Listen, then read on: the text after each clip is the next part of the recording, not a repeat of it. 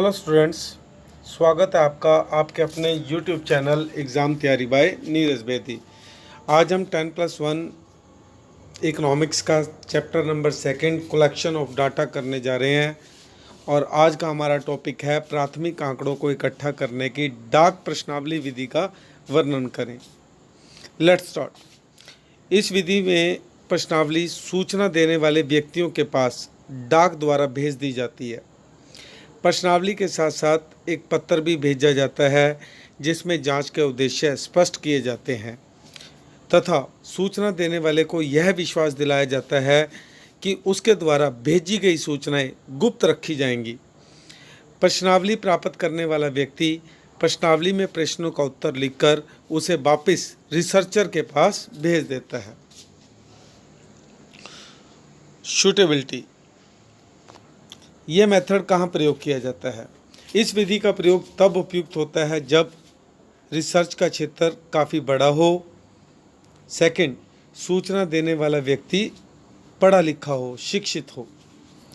गुण, इस विधि में निम्नलिखित गुण है जैसे इकोनॉमिकल, मितव्ययिता।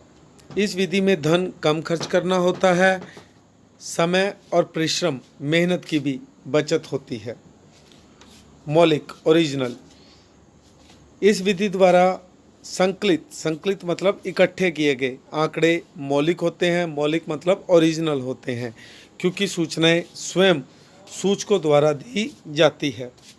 थर्ड, विस्तृत क्षेत्र, वाइड कवरेज, इस विधि द्वारा विस्तृत क्षेत्र से आंकड़े संकलित इकट्ठे किए जा सकते हैं। अवगुण, इस विधि में कुछ अवगुण भी हैं जिनका वर्णन इस प्रकार है।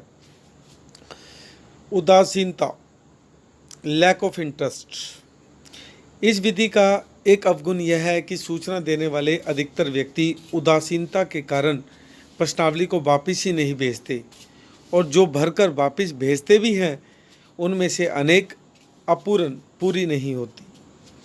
सेकंड, लोचशीलता का भाव, लैक ऑफ फ्लेक्सिबिलिटी, इस विधि में लोचशीलता नहीं पाई जाती क्योंकि अपूर्ण सूचना प्राप्त होने पर पूरक प्रश्न नहीं पूछे जा सकते।